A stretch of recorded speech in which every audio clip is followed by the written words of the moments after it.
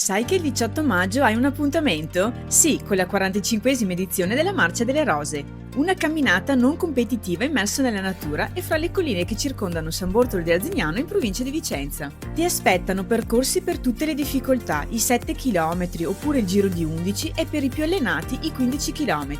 E lungo il percorso saranno presenti come ogni anno i ristori pronti ad accoglierti con squisite merende e degustazione di prodotti anche locali. Ma ci sono delle novità. All'arrivo alla chiesa ti aspetta una prelibatezza unica, il famoso risotto gamberi e salmone. E se i tuoi bimbi non vogliono camminare con te, ti aspetta una mattinata divertente con gli animatori. Ma c'è di più, per una marcia più sostenibile ci sarà il bicchiere riutilizzabile anche in altre marce. Camminerai fra prati e sentieri attraversando i punti iconici della Marcia delle Rose, come la panoramica Croce del Sese, la chiesetta antica di San Marcello, la Croce del Gallo, le varie contrà e la chiesa, punto di partenza e di arrivo dove ritirare il pacco della marcia. Ti aspettiamo il 18 maggio alla Marcia delle Rose. Salva il reel e trovi altri info utili in descrizione.